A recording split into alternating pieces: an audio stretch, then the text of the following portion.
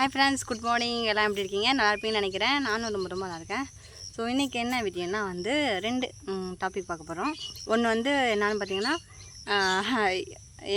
இந்த பீகாரில் வந்து சோளத்தோட ரேட்டு என்ன விற்கிது அப்படின்னு தான் பார்க்க போகிறோம்.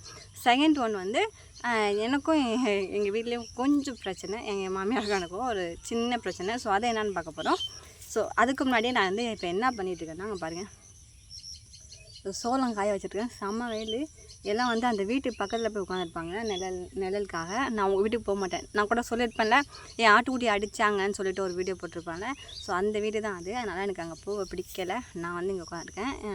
என் மாமியார் வந்து பாப்பா வயிற்றில் வச்சுட்டு இருக்காங்க. நான் சொன்னேன், நீ பார்த்துக்கம்மா, 1/2 நான் வந்து காய வச்சுட்டு வந்து நான் தூக்கிக்கிறேன், அதுக்கப்புறம் நீ போகலாம் அப்படின்னு சொன்னேன். ஸோ அதனால் அவங்களும் சரின்னாங்க. இப்போ நான் மட்டும் வந்து இது பண்ணேன். வெயில் வந்து ஊமாயின்னு சொல்லுவோம்ல, அப்படி அடிக்குது. நல்லா எப்படி சொல்லுது, உட்காரம்ல அப்படி அணைத்துது. மழை வரப்போகுது. ஸோ அதனால் அப்படி அணைத்துது, செம்ம வெயில்.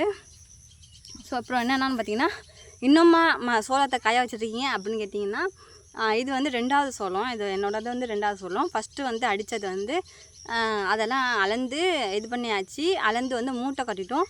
நாங்கள் வந்து அந்த புரோக்கர் சொல்லுவாங்கள்ல, ஸோ அவங்கள்ட்ட கேட்டதுக்கு புரோக்கர் என்ன சொன்னார்னா வந்து, இங்கே பீகாரில் வந்து அன்னைக்கான ரேட் என்னென்னு பார்த்தீங்கன்னா, ஃபஸ்ட்டு வந்து 1800 இருந்தது ஒரு குண்டல், சரிங்களா? ஒரு குண்டல் வந்து 1800. இப்போ பார்த்திங்கன்னா 1960. இந்த உங்கள் சோளம் வந்து நல்லாவே இருக்குது, அதனால் மழையில் நனையாமல் நல்லா இருக்கு, பார்க்க நல்லா இருக்குது. அதனால் வந்து 1960 கொடுக்கலாம். இன்றைக்கி ரேட்டுக்கே நாங்கள் எடுத்துக்கிறோம். அதை விட வந்து நல்லா இல்லை சோளம்னா கம்மியான ரேட்டு போகும், உங்களுக்கு வந்து 1960 போகும் அப்படின்னு சொன்னார். அதுக்கப்புறம் மாமாட்ட கேட்டேன். மாமா தான் சரி கொடுத்துடலாம் அப்படின்னு சொன்னிச்சு. அதுக்கப்புறம் எனக்கு ஏதோ மனசில் இப்போ 1960 போகுது. நம்ம இது வச்ச சோளம் நல்ல சோளம்னு சொல்கிறாங்க. ஸோ அதனால் வந்து வச்சுக்குவோம், ஒரு 20 நாள், ஒரு மாதம் கூட வச்சுக்குவோம். அதுக்கப்புறம் எப்படி போகுது ரேட்டு என்னன்னு பார்ப்போம். அதுக்குள்ளே மாமா வந்துடுவாங்க. சரி பார்ப்போன்னு யோசித்தேன். ஸோ அதுக்கப்புறம் மாமாட்டையும் சொன்னேன். மாமாவும் சரி உன்னோட இஷ்டம், வைக்கிறேன்னா வை, இல்லைன்னா விற்கிறேன்னா விற்றுரு. ஏன்னா வந்து இப்போ நீ தான், எனக்கு ஒன்றும் இல்லை, நான் சொல்லிவிடுவேன். ஆனால் நீ தான் வந்து இதை வந்து மூட்டை கட்டிட்டு அதை கொண்டு போய் சேர்க்குறது, இங்கேருந்து அங்கே போய் சேர்க்குறது எல்லாமே அது உன்னோட வேலை தான், அது உன்னோட வேலையாக இருக்கும். அதனால் நீ தான் கஷ்டப்படணும். ஸோ பார்த்து உனக்கு எது ஈஸியாக இருக்கும் அதை பாரு அப்படின்னுச்சு. இவ்வளோ நாள் கஷ்டப்பட்டுட்டோம். இந்த வேலைக்காண்டி அலுப்புப்பட்டோம்னா வச்சுக்கோங்களேன், ஸோ ரேட் இல்லாமல் போயிடும். அதனால் நான் சொன்னேன், சரி நான் வச்சுக்கிறேன் அப்படின்னு சொல்லிட்டு புதுசாக போய் பிளாஸ்டிக்கெலாம் வந்து அந்த இது படுத்தான்னு சொல்லுவோம்ல, ஸோ அதெல்லாம் வாங்கிட்டு வந்து என் குழந்தை இருக்கான் பார்த்தியா, அவன் வந்து மாடி மேலே வச்சுருக்கான். என் மாமனார் வந்து இன்னும் காயலை, சரிங்களா? மாமனார் எங்கள் அப்பாவோடது வந்து இன்னும் காயலை. உங்களுக்கு புரியாது அப்பாவான்னு சொல்லி கேட்குறீங்களே, அதனால தான் உங்களுக்கு புரியாதுங்கிறதுக்காக தான் நான் வந்து மாமனார்னு சொல்கிறேன், சரிங்களா? என்னோடது அவங்களது வந்து இன்னும் காயலை, சரிங்களா? அவங்க வச்சுருக்காங்க. ஸோ என்னோடதை கொண்டு போய் அவங்களும் வந்து வீட்டில் தான் வைக்க போகிறாங்களாம். ஸோ நான் வந்து வாசலில் இந்த திண்ணை இருக்குது பார்த்திங்களா, அங்கேயே வச்சுருக்கேன்.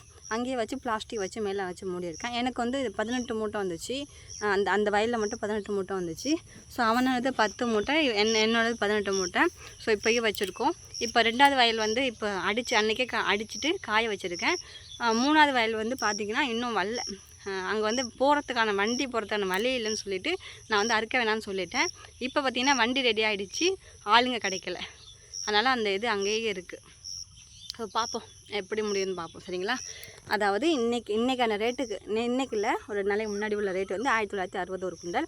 ஆனால் வந்து எல்லாருமே என்கிட்ட சொன்னது என்னன்னு பார்த்தீங்கன்னா, முடிஞ்சால் வச்சுக்கோ, ஒரு நேரம் வந்து 3000 கூட ரேட்டு போகும். அவ்வளோ போகலனாலும் 2500 கண்டிப்பாக போகும். நான்லாம் 2500 விற்றுருக்கேன். போன தடவைலாம் வந்து 2500 குண்டல்னு சொல்லி போட்டிருக்கோம். அதனால சொல்கிறேன், 2500 கூட போகலாம். ஸோ வச்சிருந்து பார்ப்போம் அப்படின்னு சொன்னிச்சு. ஏன்னா இப்போ வந்து மழையில் வந்து நனைஞ்சி எல்லாருமே வந்து எல்லாம் அவசரமாக அவங்களுக்கு கொடுக்கறனால ஒரே அந்த பஜாரே பார்த்திங்கன்னா வெறும் சோளமாக நிற்கிது. எல்லாம் வந்து அந்த நான் எப்படி சொல்கிறது, வாடை வந்தது, இது பண்ண போனது, கெட்டு போனது எல்லாமே கொண்டு வந்து கொடுக்குறனால அவங்க எல்லாமே அதே மைண்டில் தான் இருக்காங்க. இந்த சோளம்லாம் வந்து ரேட்டு போகாது அப்படிங்கிற மாதிரி தான் வச்சுருக்காங்க. ஸோ அதனால் வந்து கொஞ்சம் லேட்டாக நம்ம விற்கலாம்னு சொல்லிட்டு நாங்கள் வச்சுருக்கோம். எப்படியும் வந்து 2500, 2200, 2400, அது 2200 மேலே தான் போகும். ஏதோ ஒரு 100 ஒரு குண்டலுக்கு 100 எக்ஸ்ட்ரா வந்தாலுமே வந்து ஒரு சந்தோஷம் தானே. ஒரு 20-30 குண்டல் ஒரு 2000-3000 எக்ஸ்ட்ரா கிடைக்கும் இல்லையா? ஸோ அதுக்காக தான் பார்ப்போம் எவ்வளோ வருதுன்னு, சரிங்களா? ஸோ அதனால் கொண்டு போய் மூட்டை கொட்டியோன்னு வீட்டில் வச்சுருக்கேன். அதை வந்து வீடியோ வந்து அட்டாச் பண்ணுறேன், அதில் பாருங்கள், சரிங்களா?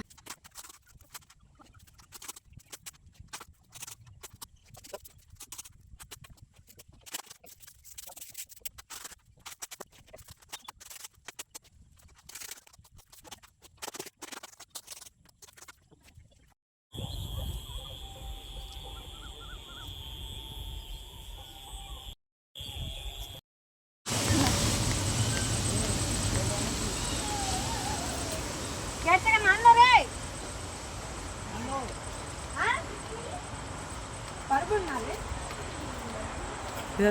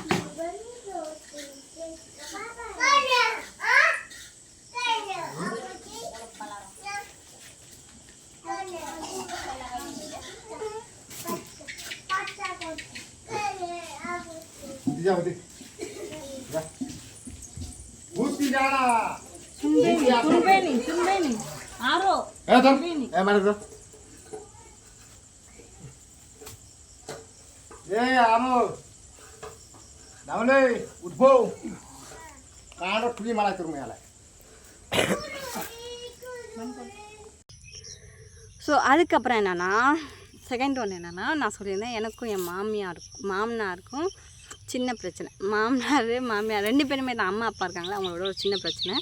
சண்டைன்னு சொல்கிறதா என்னன்னு தெரியல, சண்டைலாம் இல்லை, சும்மா ஒரு பேச்சுவார்த்தை.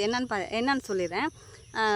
இது வந்து நான் வந்து உங்களுக்கு வந்து மனசை கஷ்டப்படணுமோ இது வந்து சொல்லணுமோன்னு சொல்லலை, ஒரு சின்ன ஒரு மிஸ் அண்டர்ஸ்டாண்டிங், அதை தான் உங்கள்கிட்ட சொல்கிறேன் பாருங்கள். என்னென்னா வந்து சோளம் வந்து காய வச்சுருந்தோம். என்னோடய சோளம் தான் ஃபஸ்ட்டு அடித்தோம். அதனால் என் சோளத்தை காய வச்சுருந்தேன். 2 நாள் அவங்க வந்து ஹெல்ப் பண்ணாங்க. நாங்கள் இதான் பார்த்துருப்பீங்க, அவங்க வந்து ஹெல்ப் பண்ணாங்க. ஒரு நாள் ஹெல்ப் பண்ணாங்க. அப்புறம் 2ஆம் நாள் வந்து அவங்க சோளமும் அடிச்சிட்டாங்க. அடித்த பிறகு அப்புறம் அவங்களும் வந்து காய வச்சாங்க. அடித்த பிறகு வந்து ஒரு நாள் கூட அவங்க வந்து வெயிலில் காய வைக்கல.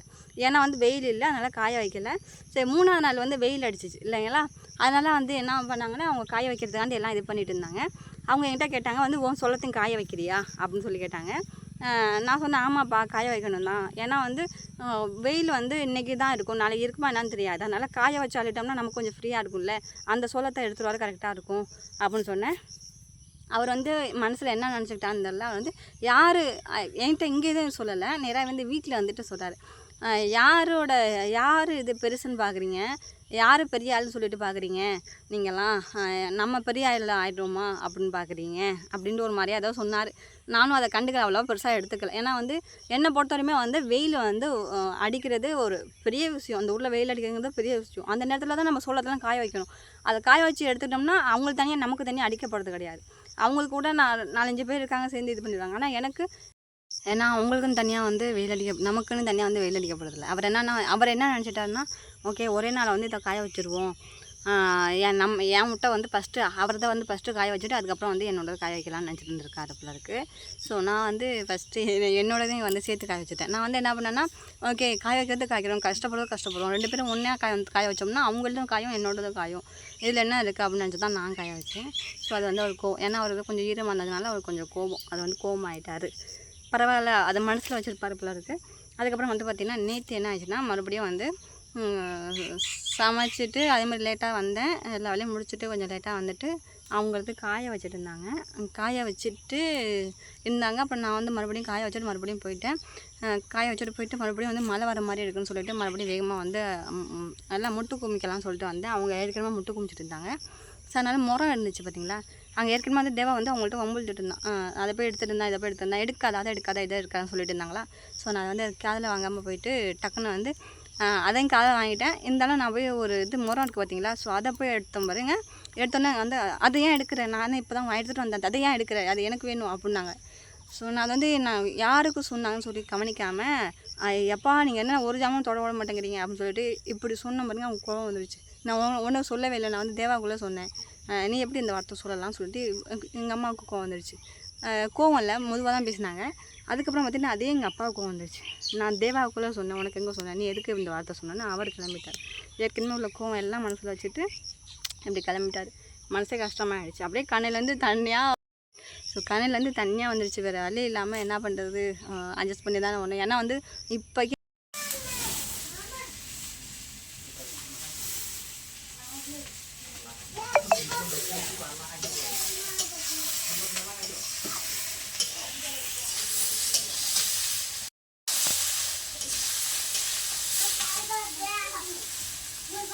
Bro, laptop key, copy.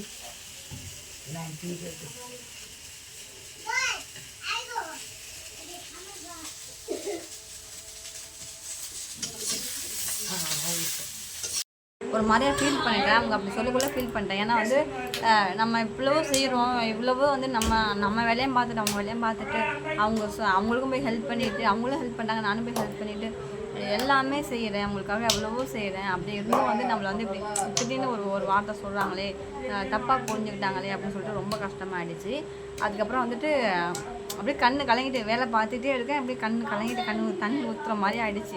இருந்தாலும் கண்ட்ரோல் பண்ணிவிட்டு ஓகே ஒரு 2 நிமிஷம் பொறுமையாக இரு அப்படின்னு சொல்லிட்டு கண்ட்ரோல் பண்ணிவிட்டு என்னோடதை வந்து நல்லா மூடிட்டு. இதை நான் ஏன் சொல்கிறேன்னா, அந்த சண்டை வந்து நான் ஒரு வேளை அந்த அந்த அந்த கண்ட்ரோல் பண்ணாமல் வந்துட்டு நேராக கோபத்தில் நானும் வந்திருந்தேன்னா இன்னும் சண்டை பெருசாக இருக்கும்.